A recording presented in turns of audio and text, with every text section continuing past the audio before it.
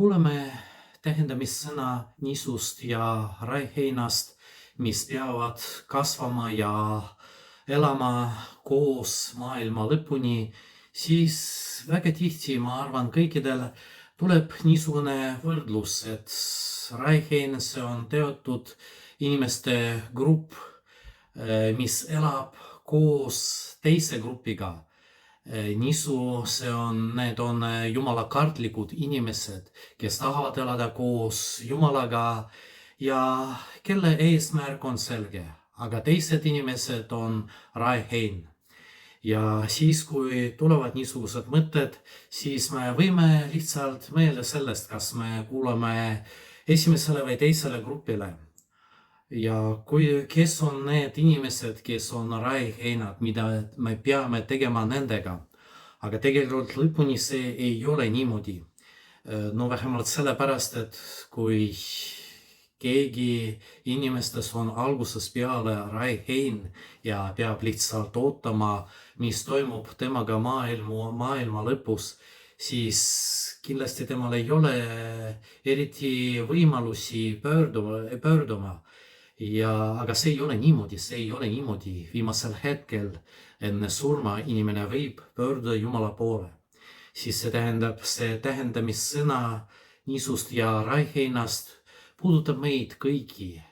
Meie sees on nisu ja meie sees on raihein ja nad elavad koos. Väga tihti me võitleme selle eest, et raihein oleks vähem meie sees ja muidugi me peame sellega tegelema. Just võib-olla seepärast me käime pihil, me igal missal hüüame minu süü ja nii edasi. Aga otseselt on väga raske ja peame aru saama, võitlema selle raiheinaga, mis on meie sees.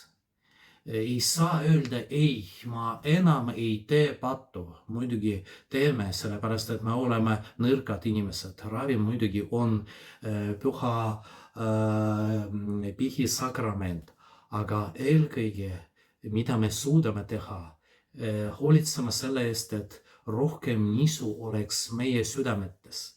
Ärgem unustagem, et kui me hakkame mõtlema raiheinast meie ümber, kui halvad inimesed ümbritsevad meid ja püüame nendega tegelema, muidugi mingi edu võiks olla, aga võib-olla ka on niimoodi, et seoses sellega, et seda raiheina, seda kurjust on meie südametes rohkem ja seepärast eelkõige mõtisklegem selle üle, kuidas ma ise võin kasvada oma jumalakartlikkuses, kasvada sellest, et